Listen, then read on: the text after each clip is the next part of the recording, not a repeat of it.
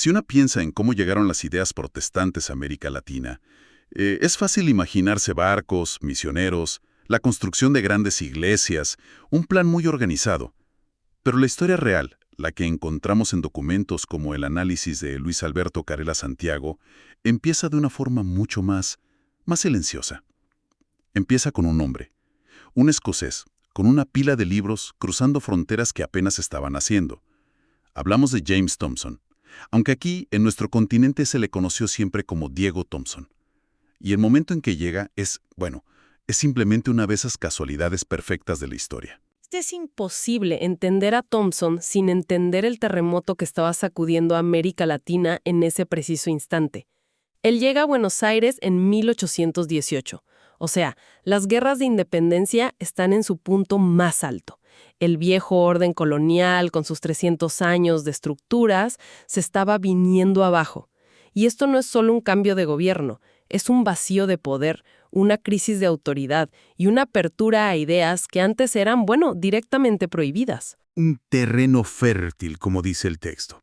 Entonces el objetivo de hoy es justamente entender cómo este hombre, que curiosamente no vino a fundar iglesias, sino a hacer algo tan básico como repartir Biblias y enseñar a leer, cómo él preparó el camino para un cambio religioso profundísimo en todo el continente. Y para eso tenemos que empezar por el primer gran muro que tuvo que derribar. Y no era un muro físico, era uno de control de la información. Por siglos, la Biblia en América Latina no era un libro para cualquiera. Era un texto custodiado, interpretado, dosificado por la Iglesia. Las versiones que circulaban, las católicas autorizadas, venían siempre con notas explicativas. Era como leer con un guía oficial al lado que te decía qué pensar. Y Thomson llega y propone algo radical. Toma, lee el libro, sin el manual de instrucciones. Y esa falta de instrucciones, como dices, era vista como una amenaza directa.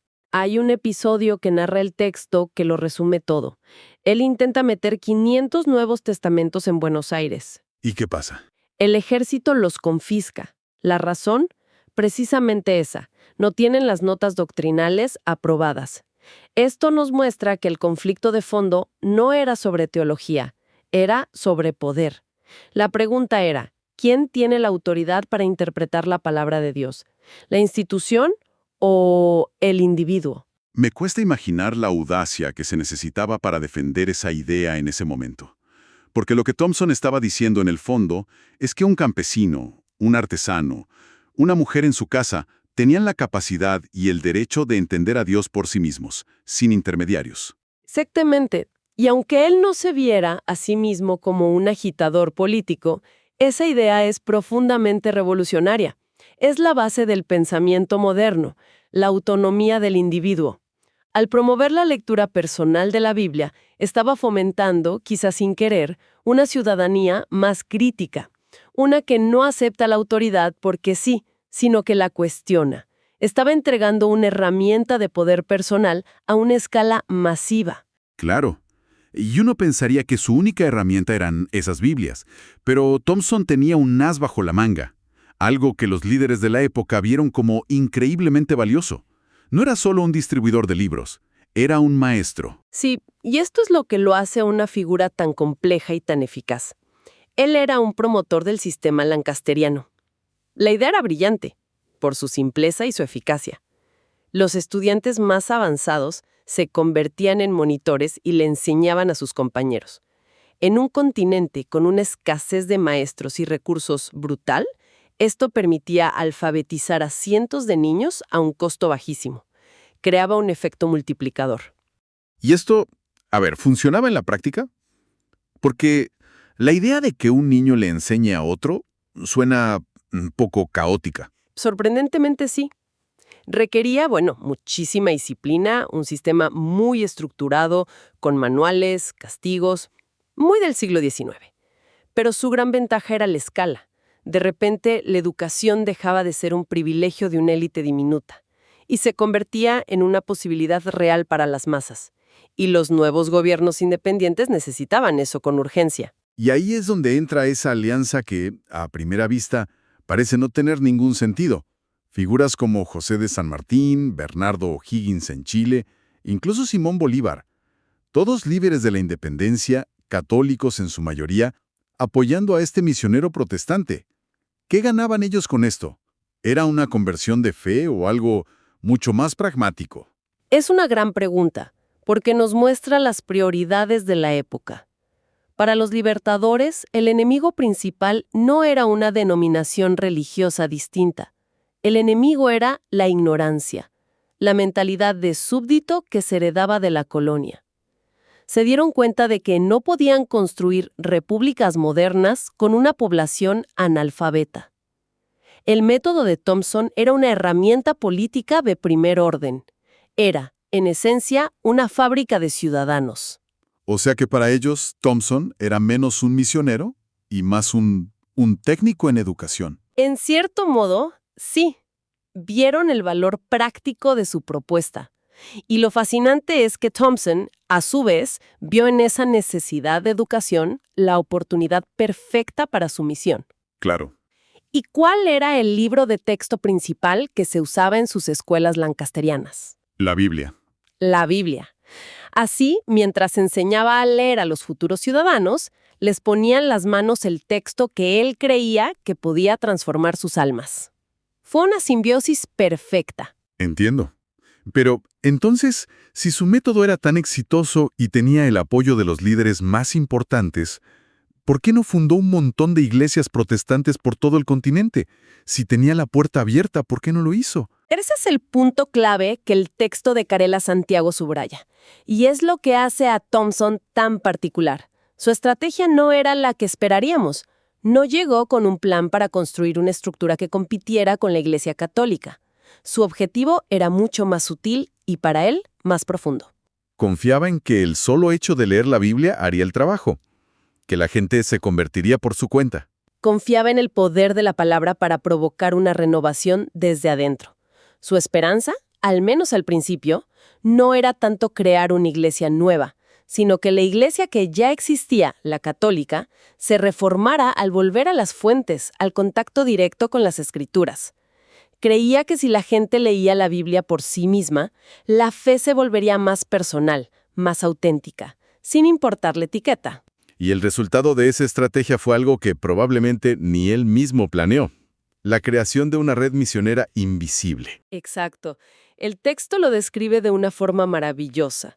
No era una red de pastores o de misioneros profesionales. Eran mercaderes que llevaban los libros en sus viajes. Eran soldados que los compartían en los cuarteles, funcionarios públicos. Cada persona que recibía un libro se convertía en un nodo potencial de esa red. Eran, como dice el autor, mensajeros silenciosos del Evangelio. Y esta red operaba bajo el radar de las autoridades, me imagino. Completamente. No había una sede, ni reuniones, ni jerarquía. Era un movimiento orgánico, descentralizado. Y eso lo hacía muy difícil de controlar para las autoridades eclesiásticas que se oponían. ¿Cómo detienes una idea que viaja en el bolsillo de un comerciante? Hay una anécdota del texto que creo que captura perfecto su filosofía. Se cuenta que en Perú, si encontraba a alguien que quería un Nuevo Testamento pero era demasiado pobre para pagarlo, simplemente se lo regalaba. Y ese gesto lo dice todo. Para él, la Biblia no era una mercancía, no era un producto para vender. Era un tesoro que debía ser compartido, sobre todo con quienes no tenían acceso a él. Su motivación no era económica, era genuinamente espiritual. Por eso la analogía que usa el autor es tan poderosa. Lo compara con Juan el Bautista. El que prepara el camino. Exactamente. Thompson no estaba construyendo un reino para sí mismo. Estaba arando la tierra, sembrando semillas, preparando el terreno para algo que vendría después. Su gran legado fue transformar comunidades de oyentes, que dependían del púlpito, en comunidades de lectores, capaces de dialogar con el texto. Un momento, porque aquí viene un detalle que me parece increíble. Rompe completamente el esquema. Si hablamos del precursor del protestantismo, uno asume que las Biblias que distribuía eran, protestantes. Y esa es la gran sorpresa. Las primeras Biblias que circularon masivamente en América Latina gracias a él y a las sociedades bíblicas no fueron la Reina Valera, la clásica versión protestante. Se trataba de una traducción al castellano de la Vulgata latina, o sea, la Biblia oficial de la Iglesia Católica hecha por un sacerdote católico español, Cío de San Miguel. ¿En serio? ¿Un misionero protestante distribuyendo una Biblia católica? ¿Cómo es posible? Era una decisión estratégica, muy pragmática. Primero, era la única traducción completa y de calidad que había en español en ese momento. Y segundo, al ser una versión católica, era mucho más difícil para las autoridades eclesiásticas prohibirla. Podían quejarse de la falta de notas, pero no podían decir que el texto era herético. Fue una jugada brillante. Esto es fundamental, porque significa que la Biblia que leyeron muchos de los padres de la independencia, la que empezó a circular entre el pueblo, no pertenecía a un solo bando. Así es. Nos obliga a ver la historia de una forma menos polarizada. La palabra estaba cruzando fronteras confesionales mucho antes de que se establecieran las iglesias protestantes. Es una herencia compartida. Más tarde, claro, a medida que creció la tolerancia religiosa, la Reina Valera se volvería la más popular. Pero ese primer contacto masivo fue a través de una versión católica. La historia siempre es más compleja. Y la escala de su trabajo es abrumadora. El texto dice que recorrió prácticamente todo el continente, desde Argentina hasta México, incluso la española, lo que hoy es Haití y República Dominicana. Encontró el mismo patrón en todas partes. Sí, el patrón era notablemente consistente. Por un lado, resistencia y sospecha de las élites eclesiásticas y conservadoras. Veían en sus Biblias y escuelas una amenaza a su monopolio, pero por otro lado, una enorme receptividad y sed en el pueblo. La gente común, los que habían estado al margen, estaban ávidos de leer, de aprender, de tener acceso a esas ideas. Hoy pensamos en las misiones como proyectos con grandes eventos, con estructuras. La idea de una admisión peregrina, como lo llama el autor, de simplemente caminar y sembrar, suena casi anacrónica. ¿Fue esa paciencia, esa lentitud, la clave de su éxito a largo plazo? Yo creo que fue la única forma en que podría haber funcionado. Una misión ruidosa e imponente habría sido aplastada de inmediato. Thompson no llegó con el respaldo de un poder político. Su única herramienta era la persuasión y la utilidad. Su misión fue peregrina, en el sentido de que caminaba al ritmo de la gente. No imponía, ofrecía. Servía una necesidad real, la educación, y confiaba en que la semilla de la palabra daría fruto a su debido tiempo. Es una lección de paciencia y de fe en el proceso, algo que hoy, en nuestra cultura de resultados instantáneos, cuesta entender. Entonces, si miramos hacia atrás para resumir, el legado de Diego Thompson es bastante particular, ¿no? No dejó catedrales, ni denominaciones con su nombre, ni grandes tratados de teología. Su obra fue más silenciosa. Tu obra se mide en intangibles que se volvieron muy tangibles. Se mide en las miles de Biblias que llegaron por primera vez a manos de la gente. Se mide en las generaciones de niños y adultos que aprendieron a leer con su método. Y sobre todo, se mide en el fomento de una nueva forma de entender la fe, más personal, más directa, más basada en la conciencia individual. Él no construyó el edificio, pero puso los cimientos. Quizás esa es la lección final de esta historia. Que a veces el impacto más duradero no viene de las estructuras que se construyen, sino de las semillas que se siembran. En un continente que parecía cerrado a cal y canto, la puerta no se abrió con un ariete, sino con la llave silenciosa de un libro en manos de un caminante. Un sembrador de Biblias y de escuelas, como bien lo define el texto. Abrió una grieta por la que entraría una nueva luz, una nueva forma de pensar la fe y la sociedad. Su trabajo demuestra que una sola persona, con una idea clara y una perseverancia incansable, puede iniciar un cambio cultural profundo. Y esto me deja pensando en algo. Vivimos en una era de acceso ilimitado a la información. Un clic nos da acceso a bibliotecas enteras, a todo el conocimiento humano. En este contexto de abundancia que casi abruma, ¿qué significaría hoy encontrar un solo texto con la capacidad de transformar tan profundamente a una persona?